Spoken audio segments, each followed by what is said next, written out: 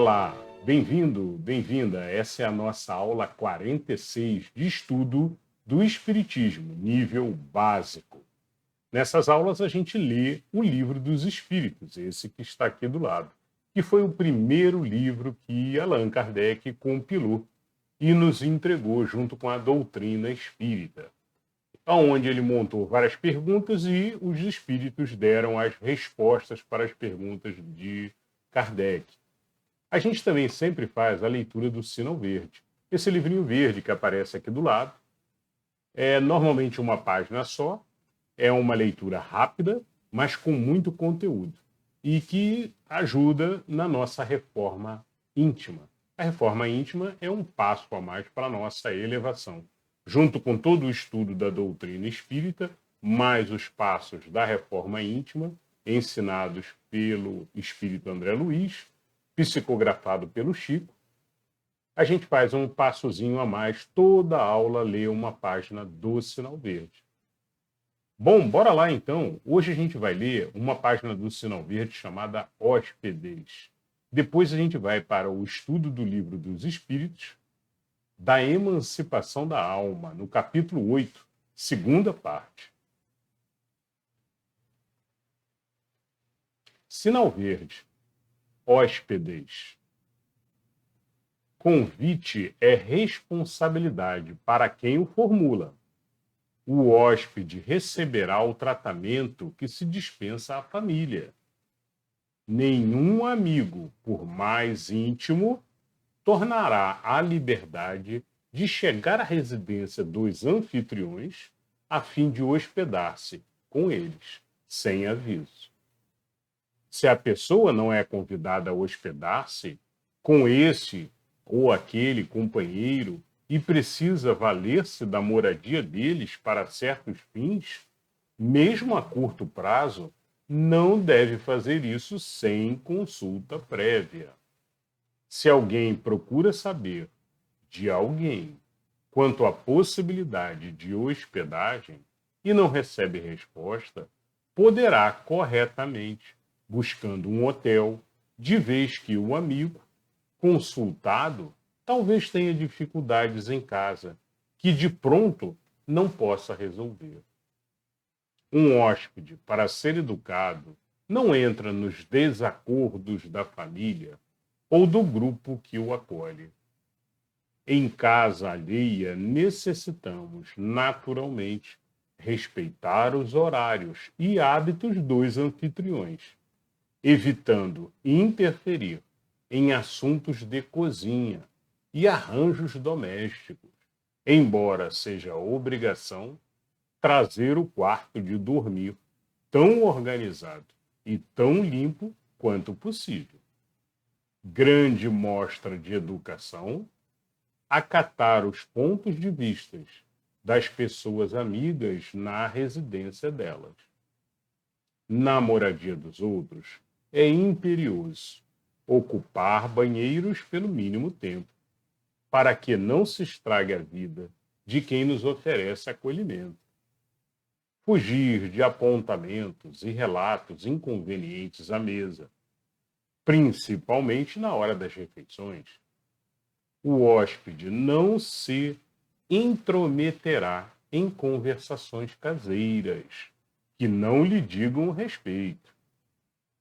Justo gratificar, dentro das possibilidades próprias, aos irmãos empregados nas residências que nos hospedam, já que eles não têm a obrigação de nos servir. Muito bem, então uma página aqui, uma página bem voltada aqui para o dia a dia, né? Bons hábitos do dia a dia, e falamos sobre hospedagem, né? Ou você se hospedar na casa de um parente ou na casa de um amigo, né?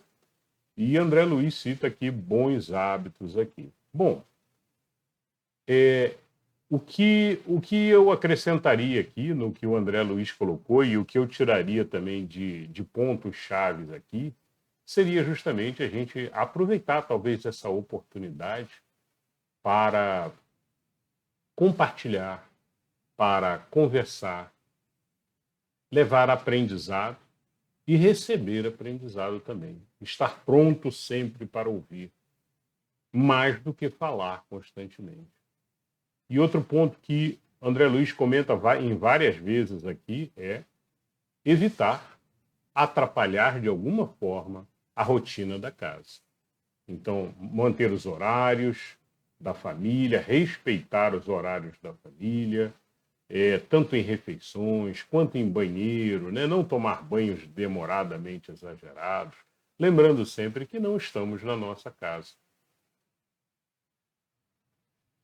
Bom, eu acho que hoje, desse aprendizado aqui, é muito nesse caminho, né? Sempre respeitar e ter em mente que não estamos em casa. Não podemos fazer o que queremos, mesmo que seja um amigo muito íntimo, mas temos que respeitar os limites do bom senso de quando somos hóspedes. Muito bem, pessoal. Eu acho que hoje, Sinal Verde, eu acho que é essa leitura. Uma leitura boa, rapidinha. Já deu para a gente fazer um entendimento aqui. Vamos agora para o Livro dos Espíritos e um tema super bacana, que é o tema de emancipação da alma, no capítulo 8, parte 2. Nós falamos na última aula, falamos sobre o sono e os sonhos. Muito bacana também, né? Os espíritos explicando o que são os sonhos, de onde vêm os sonhos, né? Foi muito bom. Hoje nós vamos falar sobre visitas espíritas entre pessoas vivas. E na próxima aula, então, seguinte, a essa, 47, nós vamos falar sobre transmissão oculta do pensamento, letargia, catalepsia, mortes aparentes. Né? Um tema bem interessante também. Todos eles aqui. Lembrando que o Livro dos Espíritos, Kardec compilou, onde ele fazia as perguntas, anotava as perguntas antecipadamente, ia para a reunião junto com os médiuns, né? Fazia aquelas perguntas para um médium, fazia aquelas mesmas perguntas para outro médium em outra reunião, outro dia diferente, sem ter nenhum vínculo, nenhuma ligação. E aí ele consolidava isso, recebia, via a similaridade das respostas para ter certeza até na confiança com relação aos médiums, né? Com relação a todo o trabalho que estava sendo feito. E aí ele compilava isso no livro que se tornou, então, o Livro dos Espíritos. E, mais tarde, a doutrina espírita, então. Bom, bora lá. Hoje vamos falar sobre visitas espíritas entre pessoas vivas. Questão 413. Do princípio da emancipação da alma, parece decorrer que temos duas existências simultâneas: a do corpo, que nos permite a vida de relação ostensiva, e a da alma, que nos proporciona a vida de relação oculta. É assim? Essa é a pergunta de Kardec, né? Lembrando que nas últimas aulas, quando falamos sobre o sono, os espíritos deixaram claro que enquanto estamos acordados aqui na matéria, encarnados, acordados, né? Nós estamos vivendo aqui na matéria essa vida aqui, né? Essa existência temporal agora aqui, enquanto estamos encarnados. Mas quando dormimos, durante o processo de sono, ocorre então um desprendimento, que é chamado emancipação da alma. E nesse desligamento, né, de emancipação da alma, o espírito, então, ele se afasta do corpo. E aí ele se aproxima ao mundo espiritual, chegando até a visitar no mundo espiritual os níveis aonde ele se encontra. Naturalmente, um espírito de baixo nível, um espírito principiante, um espírito ainda imperfeito, ele vai visitar regiões ruins, vai ter pesadelos frequentes, e aí precisa melhorar, precisa fazer um trabalho constante de oração antes de dormir, né, para poder evitar esses pesadelos constantes, esses momentos constantes de aflição durante o sono. noites mal dormidas e por aí vai. E os espíritos mais elevados um pouquinho, esses vão para a região mais elevada. E é sobre essas duas vidas que ele pergunta a Kardec aqui nessa questão. Sobre essa vida que a gente leva na matéria, e aí durante o sono, esse é como se fosse, como os espíritos chamaram, a hora do recreio, né? A hora que nós saímos aqui da matéria e voltamos, então, para um estágio num nível espiritual, apesar de muitas vezes entorpecidos pela matéria, sem a abrangência total da nossa visão como espírito, mas é sobre essas duas vidas, teoricamente, como chamou aqui Kardec aqui, que ocorre a pergunta. Então a pergunta é, olha, do princípio de emancipação da alma, ou seja, esse desligamento do sono, né? Parece decorrer que temos duas existências simultâneas, a do corpo, que nos permite a vida em relação ostensiva, e a da alma, que nos proporciona a vida de relação oculta, né? Que é a vida espiritual, aí, como Kardec chama aqui. Mas que a gente sabe que Jesus chamava de a verdadeira vida, né? A verdadeira vida é a vida espiritual. Resposta dos espíritos. No estado da emancipação, prima a vida da alma. Contudo, não há verdadeiramente duas existências. São, antes, duas fases de uma só existência. Porquanto, o homem não vive duplamente. O que eles querem dizer aqui é que o espírito não se quebra ou se divide e se transforma em dois para viver duas vidas, como Kardec comentou em suas palavras, né? Na verdade, é a mesma vida, só que você tem um horáriozinho de recreio, como os espíritos perfeitamente responderam em perguntas anteriores que Kardec fez, né? Que falamos na última aula. Então, no momentozinho do recreio, você tem um fôlego da matéria e aí se separa e aí consegue ir estudar, consegue ir trabalhar no mundo espiritual, consegue encontrar amigos. Por isso é que temos muitas recordações. Quando recordamos, quando retornamos para a matéria, né?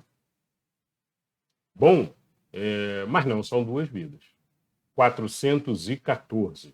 Podem duas pessoas que se conhecem visitar-se durante o sono? Interessante pergunta de Kardec. Resposta. Certo. E muitos que julgam não se conhecerem costumam reunir-se e falar-se. Podes ter, sem que o suspeites, amigos em outros países. É tão habitual o fato de irdes encontrar-vos durante o sono com amigos e parentes, com os que conheceis, e que vos podem ser úteis, que quase todas as noites fazeis essas visitas. Então, muito interessante a resposta aqui. Então, a gente pode ter amigos, inclusive, de outros países, e não sabemos. Não sabemos. Amigos, às vezes, de outras vidas, de outras encarnações, que estão lá no mundo espiritual. Ou não. Ou estão até encarnados, mas com o sono se encontram. 415. Que utilidade podem elas ter se ouvidamos? Que utilidade podem elas ter se as ouvidamos? De ordinário, ao despertardes, guardais a intuição desse fato, do qual se originam certas ideias que vos vêm espontaneamente, sem que possais explicar como vos acudiram. São ideias que adquiristes nessas confabulações.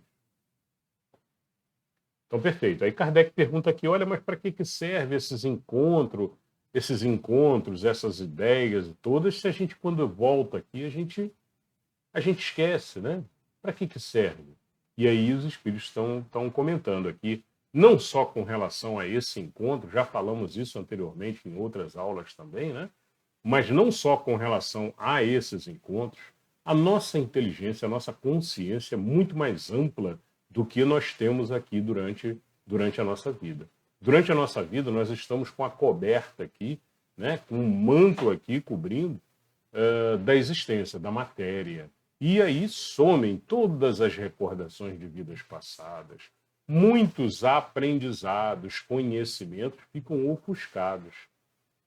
Daí aquela frase de Sócrates e de várias religiões, né? Conhece-te a ti mesmo. O conhece-te a ti mesmo significa aquela volta para o seu interior, aonde estão todas essa inteligência e esse conhecimento. E a gente faz, naturalmente, em nível avançado do espiritismo, né? Meditação, relaxamento, para que a gente espiritualmente cada vez mais receba essas intuições com boa vibração, com positividade, né? Então é um trabalho gradual que a gente vai fazendo, conforme a gente vem falando nas outras aulas também, e vamos mais para frente abordar mais esse assunto, tá? Mas a questão é, essa inteligência toda, inclusive dos encontros, que é o caso da questão aqui, né? Dos encontros que fazemos na espiritualidade, elas trazem informação, trazem conhecimento. E com boa vibração, com paz interior, o indivíduo que está o tempo inteiro angustiado, numa vibração muito ruim, não consegue paz interior para receber as intuições que vêm subindo naturalmente. Mas ele, devido à vibração, devido aos pensamentos da matéria, né, os apegos da matéria constantes, ele não consegue essa ajuda, né, esse autodescobrir do conhecimento que ele tem guardado dentro dele. E aí, não aproveita tanto. Então é um trabalho que a gente tem que fazer justamente do autoconhecimento para trazer a intuição e a inspiração de espíritos bondosos que queiram realmente nos ajudar. E aí, pessoal, do que já falamos em outras aulas, né?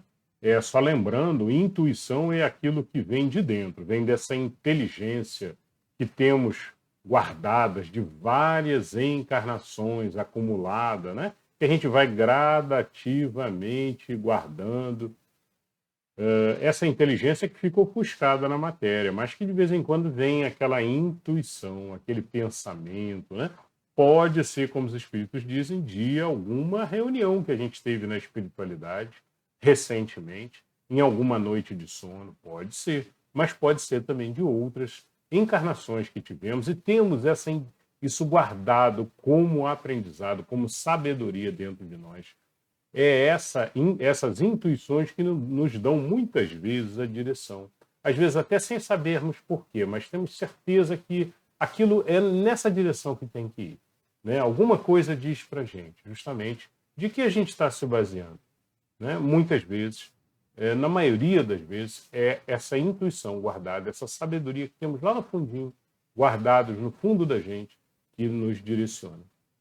Bom, isso é intuição. E inspiração é normalmente quando a gente vem e recebe da espiritualidade alguma orientação, algum pensamento, alguma ideia, né? Podemos receber também. E isso não estava guardado dentro da gente, mas a gente recebe como um sopro, como uma mensagem. No meio da nossa mente, de repente, vem uma orientação, né? E essa, às vezes, por vezes a gente acha que, eu tive uma ideia, né? Mas às vezes não foi bem a tua ideia, né? Às vezes você recebeu ali uma orientação ali de direcionamento. Bom, então é isso. Diferença de intuição para inspiração. Legal. Lemos a 415, vamos a 416. Pode o homem, pela sua vontade, provocar as visitas espíritas? Pode, por exemplo, dizer quando está para dormir: quero esta noite encontrar-me em espírito com fulano. Quero falar-lhe para dizer isto. Essa foi a pergunta de Kardec, ou seja, é possível pedirmos esse encontro? Resposta dos espíritos. O que se dá é o seguinte: adormecendo, o homem, seu espírito desperta, e muitas vezes, nada disposto, se mostra a fazer o que o homem resolvera. Porque a vida deste pouco interessa ao seu espírito. Uma vez desprendido da matéria, isto com relação a homens já bastante elevados espiritualmente. Os outros passam de modo muito diverso a fase espiritual de uma existência terrena. Entregam-se às paixões que os escravizam ou se mantêm inativos.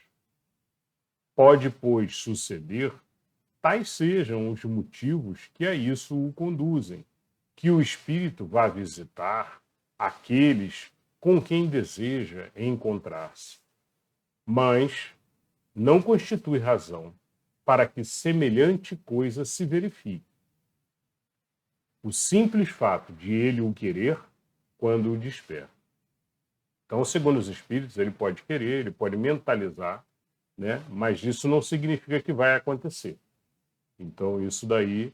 E na maioria das vezes, se for um espírito elevado, né? Se você, quanto mais elevado for, né? Falando da forma gradual, que a gente sabe que o universo ele é gradual, não existe assim um ser elevado ou não elevado, não existe. É tudo uma graduação. Né? A gente consegue ali dizer, ele é um pouco mais graduado, é um pouco mais elevado, né? É um ser elevado e tal, mas a gente sabe que não tem uma linha divisória. Bom, então pode ou não acontecer, mas normalmente em seres quanto mais elevado for, menos importa se o espírito com o pensamento do ser da matéria. O que é isso? Não é o mesmo ser? A gente não falou que, não, mas é o mesmo ser. Não tem divisão, não tem dois mundos, duas vidas, né? Não, não tem. Realmente não tem. Mas só que o pensamento na matéria é um pensamento restrito. É um pensamento de um indivíduo que está completamente ofuscado pela matéria, nos limites da matéria. Então, por vezes, ele acha importante encontrar-se com ciclano para falar alguma coisa sobre matéria, e o espírito, quando abre a mente na espiritualidade, ele percebe que não, isso não é importante, não é o de fato o que eu quero fazer hoje. Eu quero trabalhar, eu quero estudar, eu quero progredir e falar coisas da espiritualidade, que é onde está a verdadeira vida. Então é mais ou menos por aí aqui a resposta dos espíritos, no meu entendimento, tá? Vamos para 417. Podem os espíritos encarnados reunir-se em certo número e formar assembleias? Interessantíssima pergunta, né? Kardec tinha essa curiosidade ali de, olha, os espíritos podem se reunir na espiritualidade e fazer uma assembleia, alguma coisa desse tipo, né? Palestras, ensinamentos, né? E a resposta dos espíritos: sem dúvida alguma, os laços antigos ou recentes da amizade costumam reunir desse modo diversos espíritos que se sentem felizes de estar juntos. Bom, a resposta foi com relação à união de seres que se gostam, que se têm similaridade, né? Mas existe também na espiritualidade encontros para estudo, encontros de palestra e similares. Por exemplo, existem, com o lançamento do filme Nosso Lar 2, né, que ocorreu mais ou menos recente, por agora, o Nosso Lar 2, os missionários, né, que foram projetados na espiritualidade simultaneamente com o lançamento do filme no Brasil, projetaram para a espiritualidade reunindo os espíritos poderem assistir. Então, dizem que foi uma festa muito bonita, né, do ponto de vista assim, de espiritualidade, de elevação, e com muita comemoração dos espíritos por esse momento de elevação aqui que nós estamos tendo, né? Bom, aí tem uma explicação aqui dos espíritos, vamos ler. Pelo termo antigos, se devem entender os laços de amizade contraídos nas existências anteriores. Ao despertar, guardamos intuição das ideias que aurimos nesses colóquios, mas ficamos na ignorância da fonte donde promanaram. Então, ele diz, sim, provavelmente esses antigos amigos que ele comenta aqui seriam de vidas anteriores. Conversamos, aprendemos, nos elevamos, inclusive existem palestras espirituais que podemos comparecer como espíritos. Então, é muito válido na hora que for dormir, né, ou na hora que a pessoa for deitar, fazer uma oração e pedir para que o seu espírito seja protegido durante a noite e seja levado para estudo, para evolução, para progresso. Muito bem. E aí, se você tiver merecimento, você com certeza você vai ser conduzido para a espiritualidade, para locais elevados na espiritualidade. Muito bem, pessoal. Agora 418. Questão 418 é: uma pessoa que julgasse morto um de seus amigos, sem que tal fosse a realidade, poderia encontrar-se com ele em espírito e verificar que continuava vivo? E dado o fato, poderia, ao despertar, ter dele a intuição? Resposta: como espírito, a pessoa que figura pode ver o seu amigo e conhecer-lhe a sorte, ou seja, conhecer-lhe aonde ele está, conhecer-lhe em que local ele está e que ele está vivo ainda, né? Se lhe não houver sido imposto por prova, crer na morte desse amigo. Então, em alguns casos, como os espíritos falam aqui, pode ter sido uma imposição por prova sua, ter que não saber que o amigo está vivo. É possível. E aí continuam os espíritos. Poderá ter, então, um pressentimento da sua existência, como poderá tê-lo de sua morte. Muito bem. Falamos então de morte aqui, referindo a um espírito que desencarnou, que foi para a espiritualidade. Muito bom, pessoal. Então, essa foi a 418. E hoje nós fechamos, então, o Livro dos Espíritos. Fomos da 413 até a 418. Na próxima aula, vamos falar sobre um assunto interessantíssimo. Transmissão oculta do pensamento.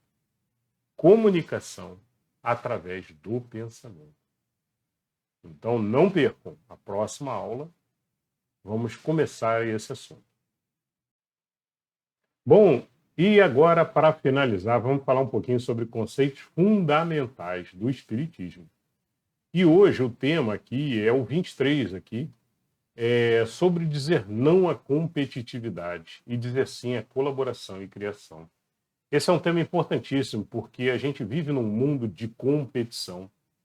Durante anos e milênios, né, o ser humano, o nosso ser, ele vem se acostumando sempre a competir. Então, tudo é motivo para competição. Seja chegar primeiro no alimento, seja chegar primeiro no alto da montanha, antes que os outros cheguem, em diversas situações. No mundo moderno, então, existe a competição por emprego, para arrumar um emprego. Depois que arrumou um emprego, tem dentro do emprego competição para ver quem é que sobe, quem é que é promovido e assim por diante. Ou seja, vivemos numa eterna competição. Só que grande diferença na nossa vida, e principalmente na nossa vida espiritual, na nossa percepção dos sentidos, da intuição, do conhecimento interno que nós temos. Grande mudança se faz quando conseguimos dizer não à competição e viramos essa chavezinha da competição, desligando ela, e ligando a chavezinha da colaboração, ou, como dizem alguns autores, a chave da criação.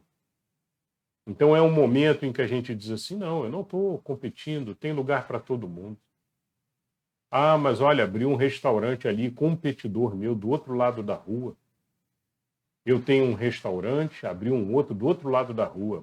Competição, terrível. Não, o pensamento não é esse.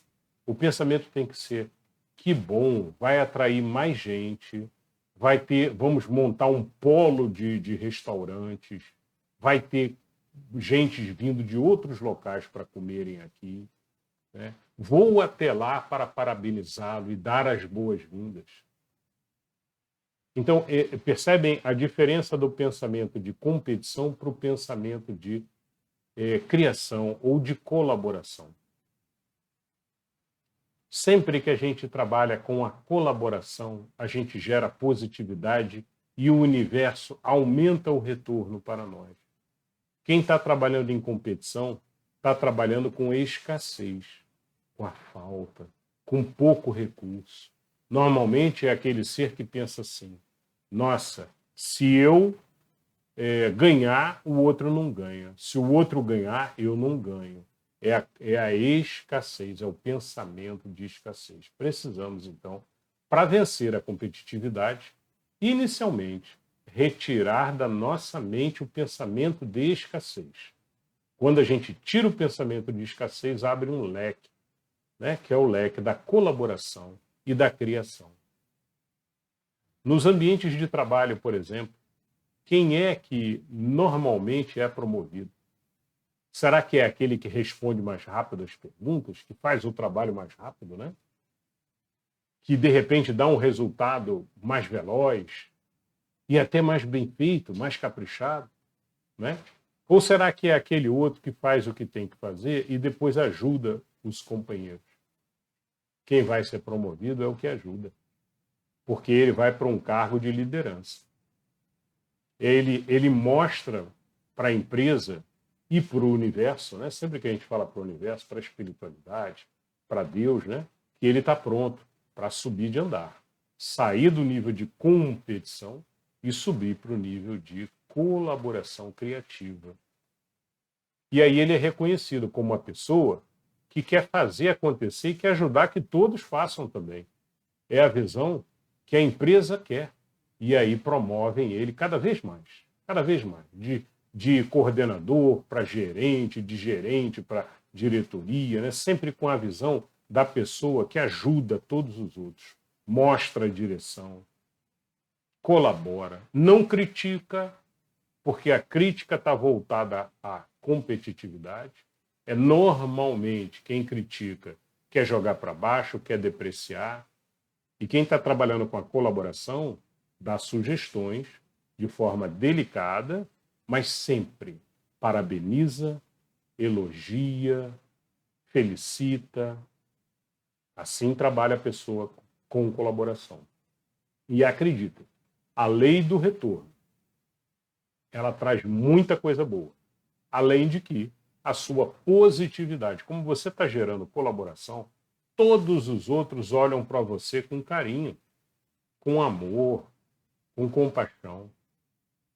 E aí você recebe aquela vibração toda de volta. Muito diferente do que se estivesse competindo. Né? E essa vibração, ela forma o nosso campo vibracional. E de acordo com esse campo vibracional, a gente só atrai coisa boa. Como já falamos em diversas outras aulas, né? Vibração boa atrai coisa boa, atrai pessoas boas, atrai soluções boas, enquanto que a vibração ruim não vai atrair nada disso. Ao contrário. Pessoal, é isso então. Hoje ficamos por aqui. Esse tema é muito importante, compreender e colocar em prática no seu dia a dia. Passe a observar os momentos em que você está competindo. Seja no trânsito, por exemplo, quando uma pessoa vai passar, você joga o carro na frente para não te passar e acelera mais. Isso é competitividade, é aquilo que a gente tem guardado lá no fundo do nosso subconsciente. A gente tem que tirar essa raiz de competição, arrancar fora essas ervas daninhas aí e começar a trabalhar cada vez mais com colaboração. Tá bom? Bom, hoje então vamos encerrando aqui. Eu espero que vocês tenham gostado. Nos vemos na próxima aula. Um beijo no coração de todos.